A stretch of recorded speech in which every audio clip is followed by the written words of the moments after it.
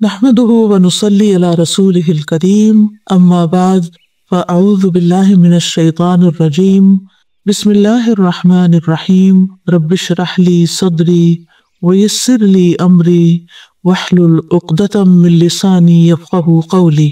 اللہ تعالیٰ کا شکر ادا کرنا عبادت ہے جس کے ذریعے بندہ اپنے رب کا قرب حاصل کرتا ہے، اور عبادتوں کا مقصد بھی یہی ہے۔ یعنی ہم نماز کیوں پڑھتے ہیں، روزہ کیوں رکھتے ہیں، حج کیوں کرتے ہیں، قرآن مجید کیوں پڑھتے ہیں؟ تاکہ ہم اپنے رب کا قرب حاصل کر سکیں، اپنے رب کو راضی کر سکیں، اپنے رب کا شکر ادا کریں۔ تو جو شخص اللہ کا شکر ادا نہیں کرتا وہ حقیقت میں اللہ کی عبادت نہیں کر رہا۔ اللہ سبحانہ تعالیٰ ہی اس بات کا مستحق ہے کہ اس کی تعریف کی جائے، اس کا شکر ادا کیا جائے، کیونکہ اسی نے ہمیں پیدا کیا، اسی نے ہمیں رزق دیا اور ہمیں طرح طرح کی نعمتیں عطا کی۔ وَمَا بِكُم مِّن نِّعْمَةٍ فَمِنَ اللَّهِ، اور تمہارے پاس جو بھی کوئی نعمت ہے وہ اللہ کی طرف سے ہے۔ تو ہر حال میں اللہ کی تعریف ہے، خوشحالی میں بھی اور تنگی میں بھی، آسانی میں بھی اور سختی میں بھی، ہر حال میں، صحت میں بھی اور بیماری میں بھی، ہر جگہ پر، اپنے گھر میں بھی اور گھر سے باہر بھی، ہر زمانے میں، ہمارے گزرے ہوئے زمانے میں بھی، حال میں بھی اور مستقبل میں سب سے زیادہ تعریف اللہ ہی کی ہے، اس لیے کہ سب سے زیادہ احسانات اسی کے ہیں۔ جتنا اس نے ہمیں عطا کیا ہے، نوازا ہے، اتنا ہم پر کسی کا بھی احسان نہیں ہے۔ وَآتَاكُم مِّن كُلِّ مَا سَأَلْتُمُوهُ وَإِن تَعُدُّوا نِعْمَةَ اللَّهِ لَا تُحْصُوهَا، اور اس نے تمہیں ہر اس چیز میں سے دیا جو تم نے اس سے مانگی، اور اگر تم اللہ کی نعمت کو شمار کرنا چاہو شمار نہیں کر سکتے۔ ان الانسان لظلوم کفار، بلا شبہ انسان بڑا ظالم، بڑا ہی ناشکرا ہے۔ تو اللہ کے بندے دو طرح کے ہیں، ایک وہ جو اس کا شکر ادا کرتے ہیں، شکر گزار ہیں، اور دوسرے وہ جو ناشکرے ہیں۔ اللہ سبحانہ تعالیٰ کے نزدیک شکر پسندیدہ ہے اور ناشکرا پن قابل نفرت چیز ہے، سخت ناپسندیدہ۔ شکر گزار بندے اللہ کے محبوب ہیں اور ناشکرے بندے اللہ کے مبغوض ہیں۔ اس سلسلے میں ہم سب سے پہلے قرآنی دعا پر غور کریں گے، اور وہ ہے حضرت سلیمان علیہ السلام کی دعا۔ سورۃ النمل میں اللہ تعالیٰ ارشاد فرماتے ہیں، تو اس کی بات سے وہ ہنستے ہوئے مسکرا دیا اور کہنے لگا، اے میرے رب، مجھے توفیق دے کہ میں تیری ان نعمتوں کا شکر ادا کروں جو تو نے مجھ پر اور میرے والدین پر انعام کی ہیں، اور یہ کہ میں وہ نیک عمل کروں جس سے تو راضی ہو جائے، اور مجھے اپنی رحمت کے ساتھ نیک بندوں میں شامل کر لے، آمین۔ اس آیت میں سلیمان علیہ السلام کی خصوصی فضیلت کا ذکر کیا گیا ہے، جس میں وہ پوری تاریخ انسانی میں بالکل منفرد ہیں کہ ان کی حکمرانی صرف انسانوں پر نہیں تھی بلکہ جنات، حیوانات، پرندے، حتیٰ کہ ہوا تک ان کی تابع فرمان تھی۔ ایک بار سلیمان علیہ السلام جنوں، انسانوں اور پرندوں پر مشتمل ایک لشکر لے کر ایک منظم فوج کے ساتھ روانہ ہوئے۔ راستے میں ان کا گزر ایک ایسی وادی پر ہوا جس میں چیونٹیاں رہتی تھی۔ تو ایک چیونٹی نے، جو چیونٹیوں کی سردار تھی، اس نے تمام چیونٹیوں کو مخاطب کر کے کہا، اے چیونٹیوں، دیکھو سلیمان اور اس کا لاؤ لشکر تمہارے سروں پہ پہنچ رہا ہے، لہٰذا جلد از جلد اپنے بلوں میں گھس جاؤ، ایسا نہ ہو کہ تم ان کے پاؤں کے نیچے پس جاؤ۔ تو سلیمان علیہ السلام چیونٹی کی اس بات پر ہنس پڑے، کیونکہ وہ چیونٹی کی صورتحال کو سمجھ چکی تھی کہ کیا ہونے والا ہے، اور چیونٹیوں کی احتیاط کی طرف رہنمائی اسی لیے وہ کر رہی تھی چیونٹی، تاکہ وہ اپنے آپ کو بچا سکیں۔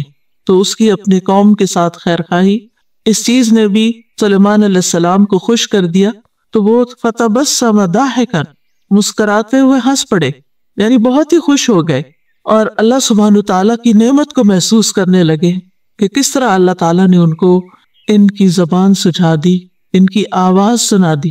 چیونٹی کی آواز کتنی ہوگی سوچئے، تو سلیمان علیہ السلام کی سماعت کتنی تیز ہوگی، اور پھر اس کی بات کو سمجھ جانا اور اس پر پھر ریاکٹ کرنا۔ حالانکہ پورا لشکر ساتھ تھا، کسی کو نہیں پتا چلا۔ جس بندے پہ اللہ نعمت کرے اور جس کو وہ سجھا دے، جس کو وہ سکھا دے، یہ اللہ ہی کا فضل ہوتا ہے۔ تو اس موقع پر انہوں نے یہ دعا کی تھی کہ اے اللہ، مجھے اس نعمت کی شکر گزاری کرنے کی توفیق عطا فرما، جو تو نے مجھے اور میرے والدین کو دی، اور یہ کہ میں نیک عمل کروں، یعنی شکر کیسے ادا کروں؟ نیک عمل کر کے جس پر تو مجھ سے راضی ہو جائے، اور مجھے اپنی رحمت کے ساتھ جنت کی نعمتوں میں اپنے نیک بندوں کے ساتھ داخل کر لے۔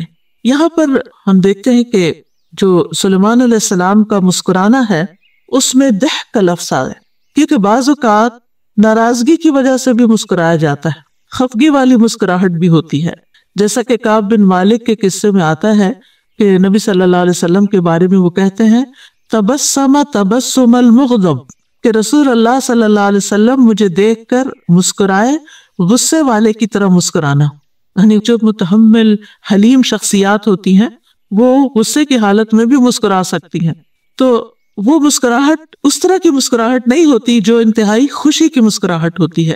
اسی طرح بعض اوقات انسان دوسرے کی تحقیر کرتے ہوئے بھی مسکراتا ہے، اس کو حقیر سمجھتے ہوئے، تو یہاں پر اسی لیے اللہ سبحانہ وتعالیٰ نے تبسم کے ساتھ ضاحکن کی قید لگائی ہے کہ یہ تبسم خوشی کا تھا، شکر گزاری کا تھا، اور ضحک ہوتا ہے چہرے کا کھل جانا اور خوشی سے دانتوں کا ظاہر ہو جانا۔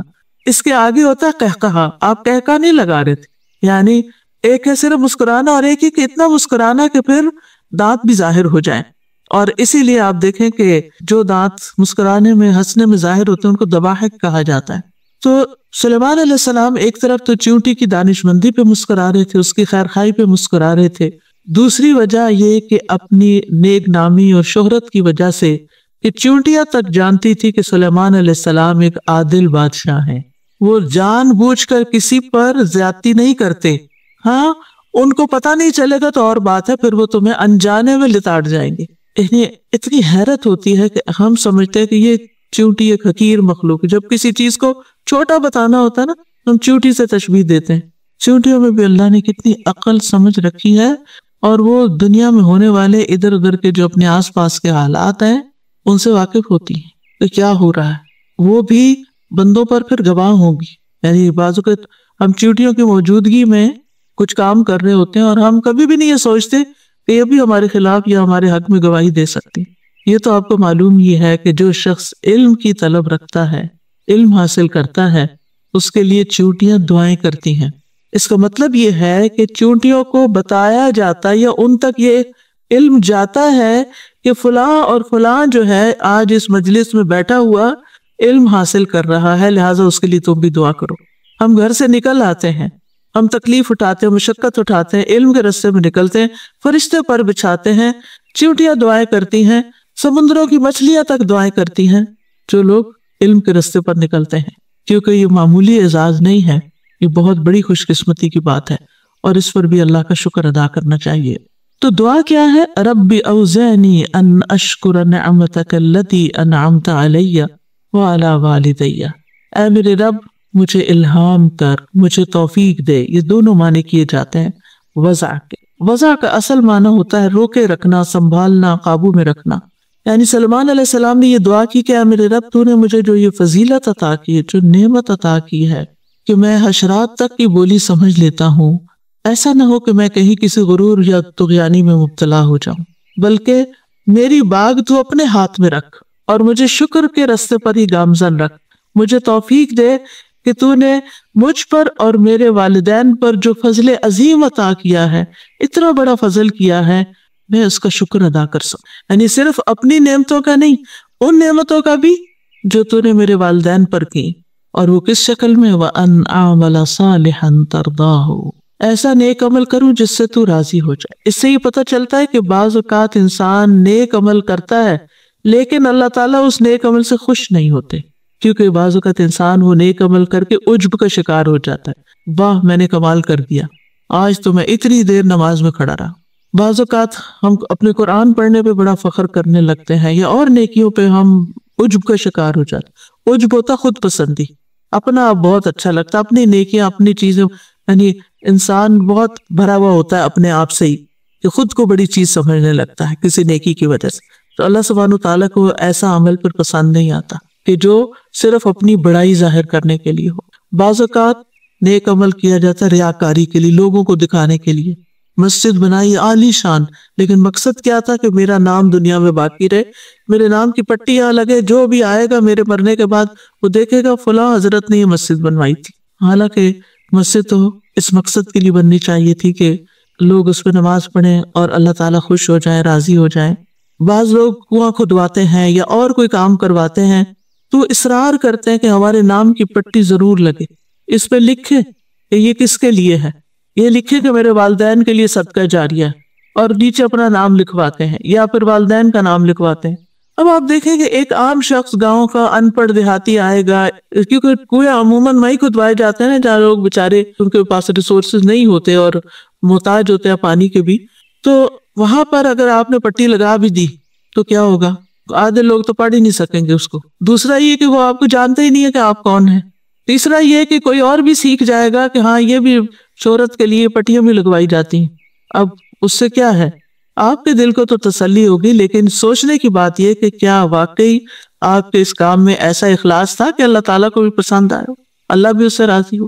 آپ نے اگر نیک نیتی سے ایک درخت لگا دیا ہے، کسی کو پتا نہیں کہ آپ نے لگایا ہے، آپ نے کنواں کھدوا دیا، کسی کو نہیں پتا کہ آپ پیچھے وہ پیسہ دینے والے یا کرنے والے، کیا اس سے آپ کی نیکی میں، ثواب میں، اجر میں کوئی کمی واقع ہو جائے گی؟ ہرگز نہیں۔ جو آپ کا مقصد ہے کہ ایسا نیک عمل کروں کہ اللہ راضی ہو جائے، وہ پورا ہو گیا، سمجھے سب کچھ ہو گیا، سبھی کچھ ہو گیا۔ اور آپ دیکھیں پھر ہماری نیت ہوتی ہے کہ چلے ہم اس لیے نام لکھواتے کہ کوئی ہمارے لیے دعا کرے گا یا ہمارے والدین کے لیے دعا کرے گا۔ یاد رکھے جس پر آپ نے احسان نیک نیتی کے ساتھ کیا، بغیر احسان جتائے آپ نے نیکی کی کسی کے ساتھ، تو پھر وہ خود بخود دل سے آپ کو دعا دے۔ اور ویسے بھی یہ ہے کہ انسان اگر کوئی کسی کو دعا نہیں دیتا، اگر آپ لکھیں بھی نہ کہ دعا کرے، تو پھر بھی کیا آپ کو یقین ہے کہ کوئی دعا کرے گا؟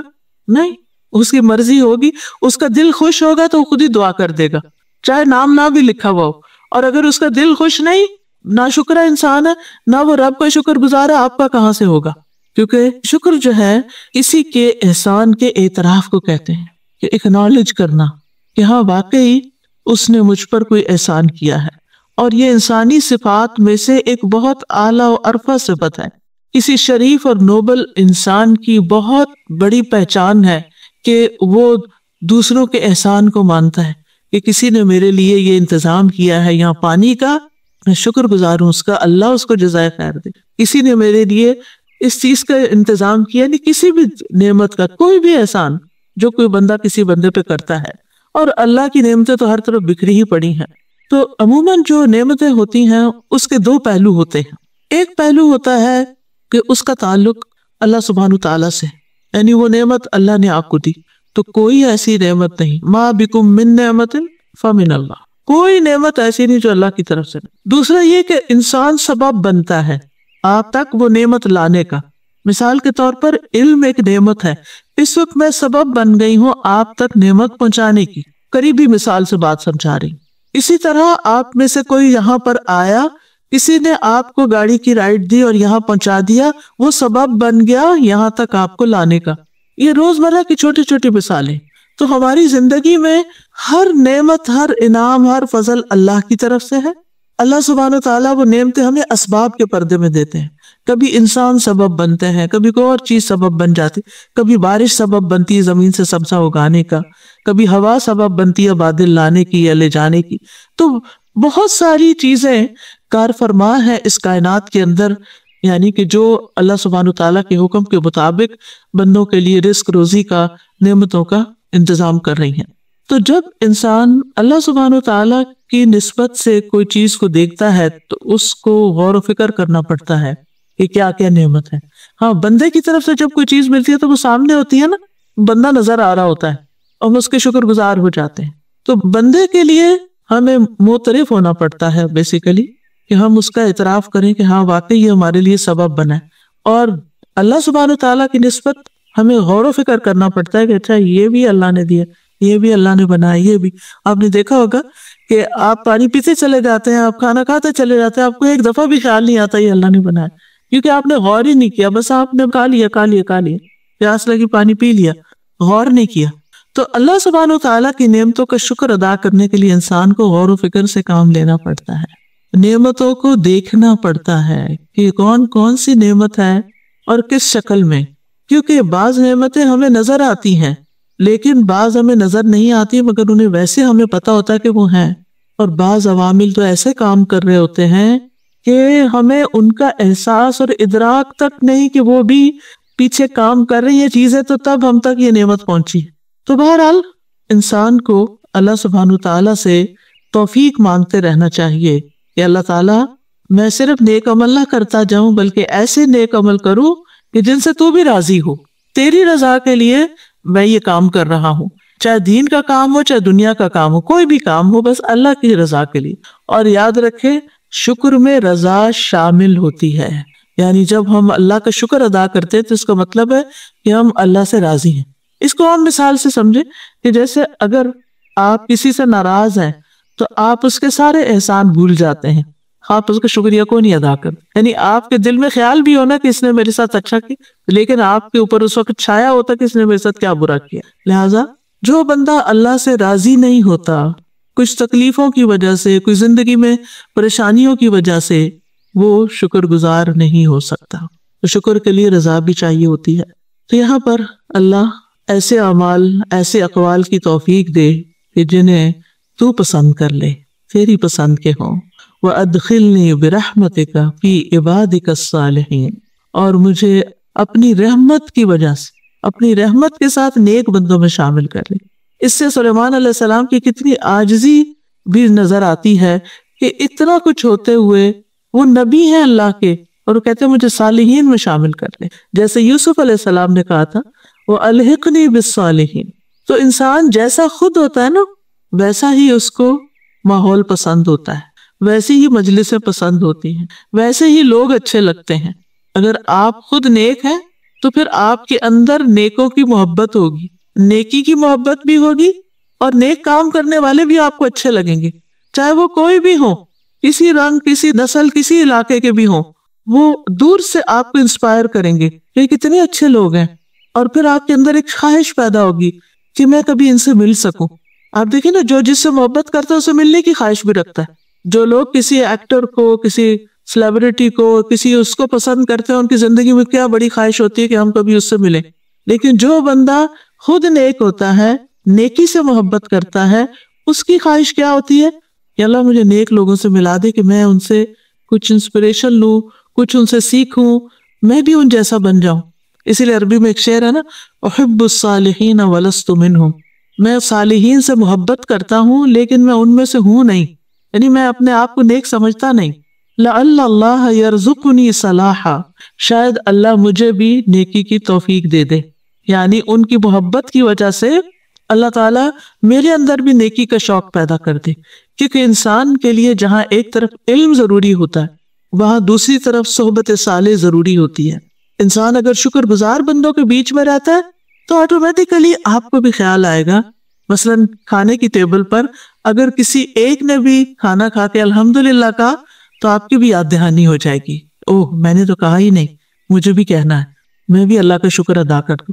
اور اگر کسی نے بھی نہیں کہا نا تو آپ بھی ایسے ہی اٹھ جائیں گے، آپ بھی بھول جائیں گے۔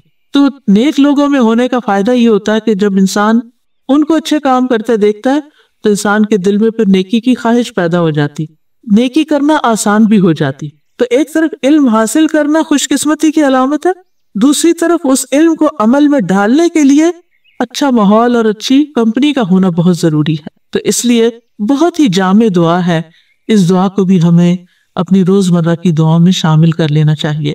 اس دعا کی اہمیت کا اندازہ اس بات سے لگائیں کہ اللہ سبحانہ تعالیٰ نے اس دعا کو 2 بار قرآن مجید میں ذکر کیا، ایک تو یہاں پر سورۃ النمل میں اور دوسرے سورۃ الاحقاف میں، جہاں صالحین یہ دعا مانگتے ہیں۔